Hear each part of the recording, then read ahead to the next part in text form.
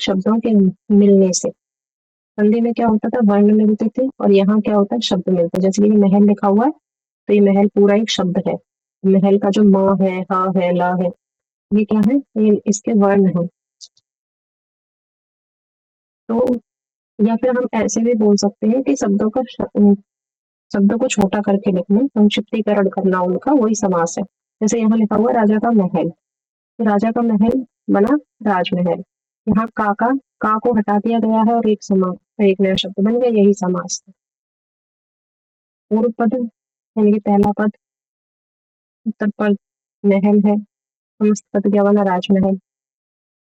अब यहाँ पर हमने देखा कि संधि और समास में क्या फर्क है। तो मेल होता है वर्णों का, अभी मैंने आपको बताया था, वर्णों का मेल होता है, और समास में शब्दों का मेल होता है। विभक्ति इसमें कोई ऐसा कुछ नहीं है जिसमें विभक्ति को हटाना पड़े, लेकिन इसमें विभक्ति हट जाती है। जैसे यहाँ बना सूर्य, सूर्य प्लस उदय, सूर्योदय बना। यहाँ बना राजा का महल, अब ये का जो है इसको हमने हटा दिया। अब इसकी ट्रिक क्या है याद रखने की, जब भी साउंड यानी कि ध्वनि जब मिलती है तो संधि होती है, और जब मीनिंग यानी किसी दो अर्थ मिल रहा हो तो वहां समास होता है। अब समास के प्रकार देखेंगे हम। समास के कितने प्रकार हैं, समास के 6 प्रकार हैं। पहला समास कौन सा है, द्वंद्व समास। दूसरा है द्विगु समास। तीसरा है तत्पुरुष समास, बहुब्रीहि समास, कर्मधारय समास और अव्ययीभाव समास। ये समास के 6 प्रकार हैं, यानी कि समास 6 प्रकार का होता है।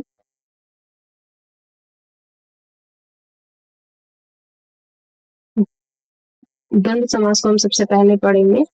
तो यहाँ परिभाषा देखेंगे जब हम, तो यहाँ लिखा हुआ है कि जब दो पद, दोनों पद प्रधान हो और बीच में और या अथवा लगाया जा सके, वहां क्या होगा, वहां होगा द्वंद्व समास। यानी कि, और हम ये भी देखते हैं 90% चांसेस क्या होते हैं कि जब बीच में डैश लगा हुआ है, ये डैश जब लगा हुआ है तो वहां क्या होगा, द्वंद्व समास होगा। लेकिन बीच में अगर ये डैश लगा है तो ऐसा 1% जरूरी नहीं है कि वो द्वंद्व समास ही हो, लेकिन हम उसे कैसे पहचान सकते हैं, जैसे कि यहाँ लिखा हुआ सुख दुख, तो ये भी द्वंद्व समास है। बीच में और लगा के देखो, और लगाकर अगर ऐसे बन जाता है तो वही द्वंद्व समास होगा। अब क्या है कि हमने अभी देखा कि बीच में अगर डैश लगाओ, अगर डैश लगा है तो वहां द्वंद्व समास है, लेकिन ऐसा जरूरी नहीं है कि हर बार ऐसा हो। जैसे कि यहाँ, ऐसे तो यहाँ लिखा हुआ रात रात, लेकिन रात रात में डैश तो है, लेकिन यहाँ द्वंद्व नहीं है। तो द्वंद्व क्यों नहीं है, क्योंकि यहाँ दोनों एक जैसे शब्द लिखे हुए हैं। द्वंद्व का मतलब है अपोजिट। बीच में और लगा कर देखो, है ना। अब माता पिता ये दोनों अपोजिट वर्ड्स हैं, तो यहाँ द्वंद्व हो जाएगा। डैश से नहीं, मतलब से समझो। हम्म, अब हम देखेंगे द्विगु समास। द्विगु समास, द्विगु समास में क्या होता है, जब पूर्व पद संख्यावाची हो या और समूह का बोध कराए, यानी कि हम सबसे पहले क्या देखेंगे द्विगु समास में, कि नंबर हो कोई, जैसे कि 1 2 3 4, ऐसे ही कुछ ना कुछ नंबर से जुड़ा हुआ हो, है ना। क्या देखेंगे हम, पहले सबसे पहले नंबर पहचानो, पहला पद गिनती है, दूसरा समूह देखो, क्या वो किसी समूह की बात करता है। अगर दोनों के उत्तर हाँ में आए तो वही द्विगु समास है। जैसे कि यहाँ लिखा हुआ है त्रिभुवन, त्रिभुज, त्रिभुज यानी कि 3 भुजाओं का समूह। दूसरा है सप्ताह, यानी कि 7 दिनों का समूह। नवरात्र यानी कि 9 रातों का समूह।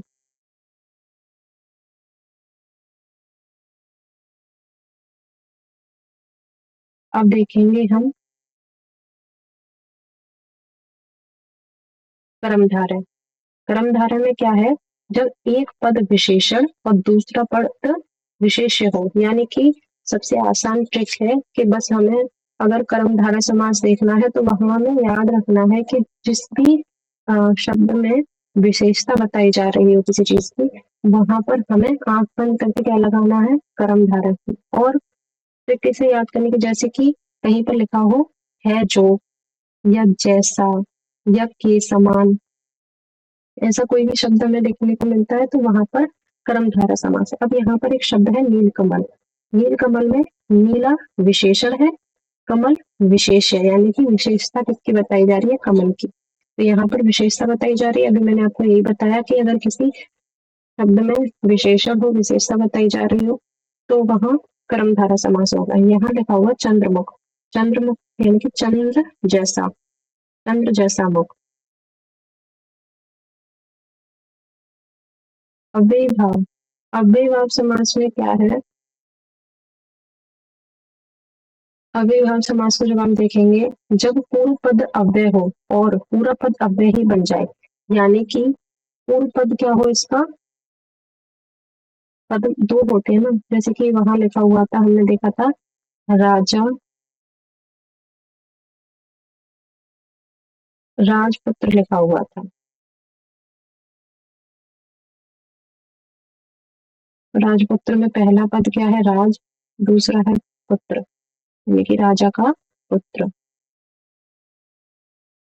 अब यहाँ अगर अव्यय भाव समास हमें देखना है तो शुरुआत में हमें कोई भी प्रत्यय दिख जाए, कोई भी अव्यय शब्द दिख जाए, जैसे कि आ, अनु, प्रति, यथा, भर, हर, तो वहां क्या है, वहां हमें अव्यय भाव समास समझना है। जैसे यहाँ लिखा हुआ है यथाशक्ति, और यहाँ सामने आगे क्या लगा हुआ है, यथा, यानी कि शक्ति के अनुसार। प्रतिदिन, प्रतिदिन में प्रति उपसर्ग लगा हुआ है। आजन्म, आजन्म यानी जन्म से लेकर। इसी तरह से जिस भी शब्द में पूर्व पद क्या हो, अव्यय हो, या प्रत्यय का हो। अब हम देखेंगे बहुब्रीहि समास। बहुब्रीहि समास में क्या है, इसमें किसी अन्य अन्य पद की प्रधानता होती है। जैसे कि यहाँ के न पूर्व पद प्रधान होता है, न उत्तर पद, बल्कि दोनों पद मिलकर किसी तीसरे अर्थ का बोध कराते हैं, वह बहुब्रीहि समास है। जैसे कि 10 आनन, यानी कि 10 आनन है जिसके, यानी कि 10 आनन किसके हैं। और यहाँ किसी भी शब्द की प्रधानता नहीं है, ये किसी और ही अर्थ में अर्थ निकालेंगे, यानी कि रावण, 10 आनन यानी कि मुख किसके हैं, रावण के। अब यहाँ लिखा हुआ है नीलकंठ, यानी नीला है कंठ जिसका, अर्थात महादेव। इसमें हमें बहुब्रीहि समास में हमें ये याद रखना है कि ये किसी न किसी देवी देवता या ऐसे किसी विशेष इंसान, विशेष चीज के बारे में बताएगा। जैसे कि यहाँ लिखा हुआ है लंबोदर, यानी कि लंबा है उदर जिसका, अर्थात गणेश जी। गिरधर, गिरधर यानी गिरी को धारण करने वाले, अर्थात कौन, श्री कृष्ण। तो जब भी किसी देवी देवता की बात आए या कुछ ऐसा हो कि किसी और अर्थ में जा रहा हो, तो वहां बहुब्रीहि समास है। अब हम देखेंगे तत्पुरुष समास। तत्पुरुष समास को वैसे मोस्टली दूसरे नंबर पर पढ़ाया जाता है, लेकिन हम यहाँ देखेंगे लास्ट में तत्पुरुष समास। तत्पुरुष समास में क्या होता है कि उत्तर पद प्रधान होता है।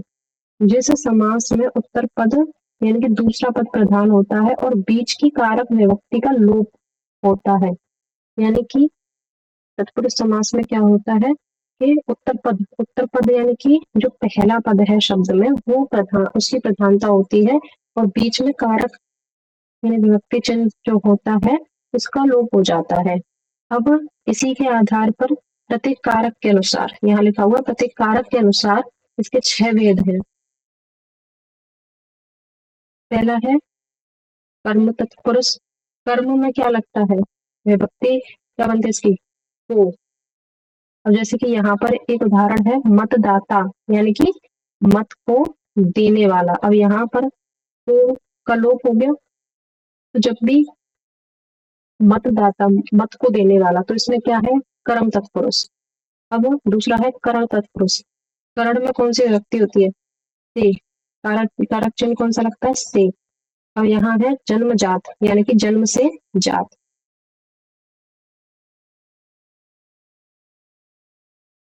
कारण, करण तत्पुरुष है यहाँ। संप्रदान तत्पुरुष, संप्रदान तत्पुरुष में विभक्ति संप्रदान के लिए कारक चिन्ह क्या लगता है, के लिए। तो यहाँ जैसे शब्द लिखा हुआ है सत्याग्रह, सत्याग्रह यानी कि सत्य के लिए आग्रह, तो यहाँ विभक्ति चिन्ह क्या आया है? के लिए। तो ये कौन सा समास हो गया? संप्रदान तत्पुरुष समास। अब यहाँ है अपादान तत्पुरुष। अपादान में विभक्ति में कारक चिन्ह क्या लगता है? से, अलग होने के अर्थ में। या जैसे कि यहाँ देखा गुणहीन, गुणहीन यानी कि गुण से हीन। अब यहाँ अपादान तत्पुरुष समास होगा संबंध तत्पुरुष समास। संबंध में विभक्ति कारक चिन्ह कौन सा लगता है? काकी के, यानी कि जैसे यहाँ लिखा हुआ है भारत रत्न। भारत रत्न यानी कि भारत का रत्न, यानी कि यहाँ संबंध बता रहा है, भारत से संबंधित है। अधिकरण तत्पुरुष। अधिकरण तत्पुरुष में अधिकरण में कारक चिन्ह क्या लगता है? में या पर।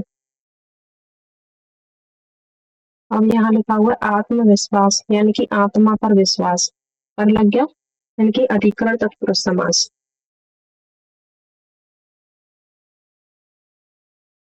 यहाँ तत्पुरुष के कुछ और उदाहरण दिए हुए हैं, जैसे कि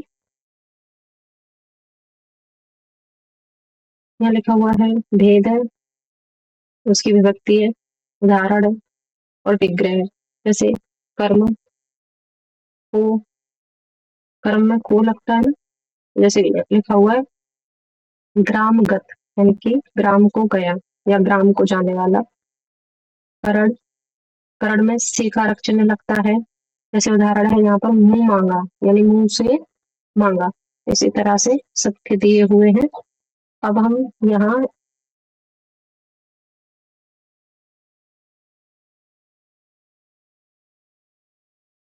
हम यहाँ जल्दी से एक बार इसे रिवाइज करेंगे। तो कारक कितने होते हैं?